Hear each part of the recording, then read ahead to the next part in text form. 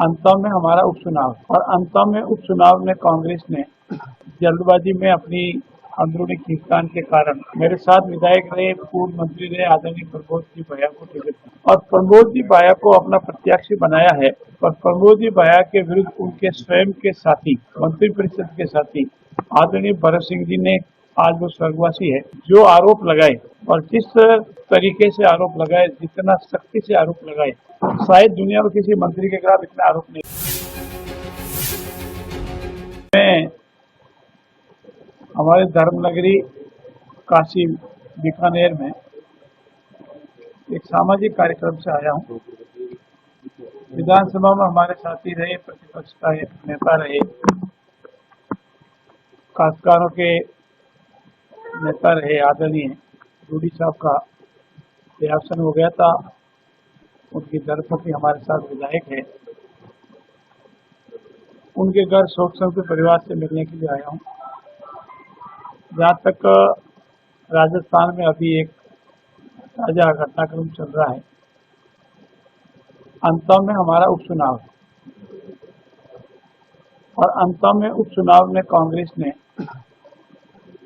जल्दबाजी में अपनी अंदरूनी खींचतान के कारण मेरे साथ विधायक रहे, पूर्व मंत्री रहे आदरणीय प्रमोद जी भैया को टिकट दिया और प्रमोद जी भैया को अपना प्रत्याशी बनाया है।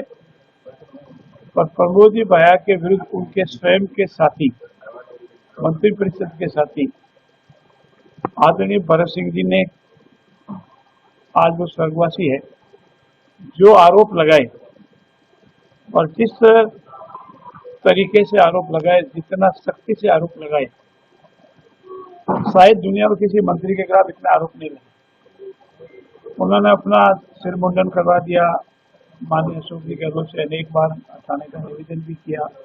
जो भी घटनाक्रम रहा उनका आपसी स्थान था। उसके बाद उनके साथी मंत्री रहे, जो आप रोज मीडिया में देखते हैं, जो कितने आरोप लगा रहे हैं, आदरणीय राजेंद्र सिंह जी, और कांग्रेस से संबंधित आदरणीय नरेश जी मीणा किस तरह से आरोप लगा रहे हैं। तो ये जनता का प्रश्न है कि इतने भयंकर आरोपों, भ्रष्टाचार के आरोपों के प्रत्याशी को अगर कांग्रेस ने अपना प्रत्याशी बनाया है, तो जरूर जनता उनसे ये सवाल पूछेगी, जो कांग्रेस के माननीय मंत्रीगण आरोप लगा रहे, वारे भाया खूब खाया। ऐसी स्थिति में ये मुद्दा रहेगा और मेरा ये मानना है कि हमारे पूर्व के प्रत्याशी ने, हमारे पूर्व के विधायक ने अंतर से गत चुनाव में जिन मतों से बढ़त हासिल की थी, विजय हासिल की थी, उससे भी अधिक मतों से इस बार हमारा प्रत्याशी विजय हासिल करेगा। आपका प्रश्न हो सकता है कि आपका प्रत्याशी कौन है? हमारा प्रत्याशी साधारणतः कमल का फूल है। हम कैडर बेस्ड पार्टी, फिर भी हमारा संगठन, हमारे आदरणीय मुख्यमंत्री जी और अनेक हमारे जो भाजपा के घटक है, वो सब विचार विमर्श करके हमारा प्रत्याशी तय करेंगे। मैं आपको विश्वास दिलाता हूं कि इस बार हम जनता में बहुत अधिक मतों से भाजपा का कमल का फूल खिलेगा। नरेश मीणा जी ने जिस तरीके से टाल ठोकी है, उसको आपके सभी साथियों ने पूरा उजागर किया है, सोशल मीडिया पर भी उजागर किया है। उसका बेसिक आइडिया ये है कि किसी भी सूरत में भ्रष्टाचारी प्रमोद जैन भैया नहीं जीते, ये उनकी ताल है। और राजेंद्र सिंह जी गुडा ने भी यही ताल आपके सामने देखी और कितने गंभीरता से वो आरोप लगा रहे हैं। तो सामान्यतः कांग्रेस के विरुद्ध मंत्रिपरिषद के करीब सभी, एक दो मंत्री तो जेल के अंदर है, जेजेएम के मंत्री, ये दो मंत्री एक दूसरे के ऊपर आरोप लगा रहे हैं और एक मंत्री जी के ऊपर जांच ईडी की लटक रही है। तो मंत्रिपरिषद के आधे से अधिक मंत्रियों पर भ्रष्टाचार के आरोप लगे, तो ये गंभीरता से विचार करने का प्रश्न है। और ऐसे आरोपी जिनके विरुद्ध 14 मुकदमे चल रहे हैं और माननीय न्यायालय ने सुप्रीम कोर्ट तक उनको कहा नहीं, आपके विरुद्ध मुकदमा चलेगा। अब ट्रायल के बाद जो भी उसका निर्णय होगा वो न्यायिक प्रक्रिया का हिस्सा है।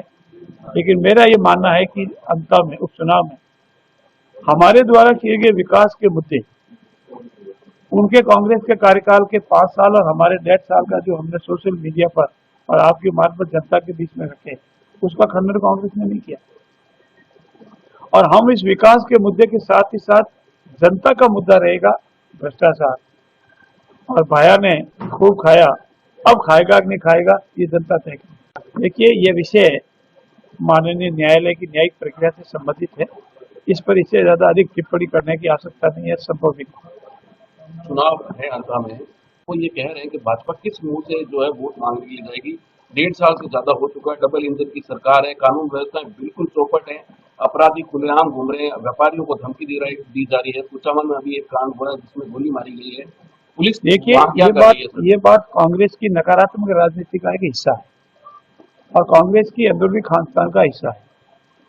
पिछले महीने भर से जो हमारा हर बार क्राइम रिपोर्ट पेश होती है, वो क्राइम रिपोर्ट पेश होती है, वो किसी एक व्यक्ति या पार्टी के नहीं होती है, वो नेशनल आंकड़े होते हैं।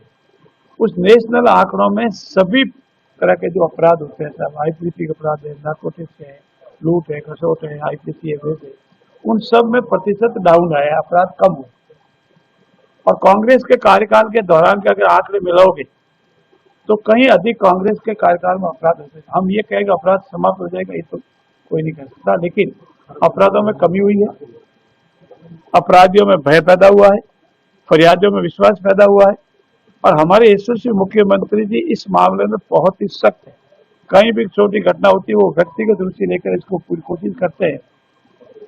मेरा ये मानना है कि राजस्थान में, हाँ, कांग्रेस आपको ऊपर आरोप लगाएगी, इसमें कोई दो राय नहीं, उनके पास विकास के मुद्दों पर एक कभी आरोप लगाया हो या विकास के मुद्दे पर काम जो हुआ, आपको राइजिंग राजस्थान, उनका कार्यकाल हमारे कार्यकाल तोड़ दो। 35 लाख करोड़ में से हमने करीब 10% तक का पूरा धरातल पे लिया है। रोजगार मुद्दे पर ले लो, हमने कहा 5 साल में 4 लाख देंगे, 1 लाख के लगभग हमने दे दिए, पूरा देंगे। किसानों के लिए हमने पहली बार एमएसपी बढ़ाई, किसानों को मुख्यमंत्री का जो सहायता है, मुख्यमंत्री सम्मान निधि हमने शुरू की। सब तरह से किसानों की माताओं बहनों के लिए जो है, गरीबों के लिए जो है, घर बनाने को जो है, स्वास्थ्य मंत्री के किसी भी मुद्दे पर हमको रोड के मामले में राजस्थान हिंदुस्तान में टॉप पे जा रहा है। इस मुद्दे पे वो बात नहीं करेंगे किसी पे। वो नकारात्मक राजनीति कांग्रेस के अंदरूनी खेचता है। देखिए, कांग्रेस के ही नरेश मीणा साहब ने आरोप लगाया है कि गोविंद सिंह चौटाला, अशोक गहलोत ने सचिन पायलट को डाउन करने के लिए टिकट, यही उनके आरोप है, मेरा तो नहीं। तो अभी भी कांग्रेस की इस तरह की नकारात्मक राजनीति चलती है और माननीय सचिन जी पायलट ने इसमें भाग भी नहीं लिया टिकट तय करने में, ऐसा जैसा मैं सुन रहा हूँ। तो कांग्रेस की नकारात्मक राजनीति रहेगी क्योंकि उनके पास न विजन है, न कोई काम है।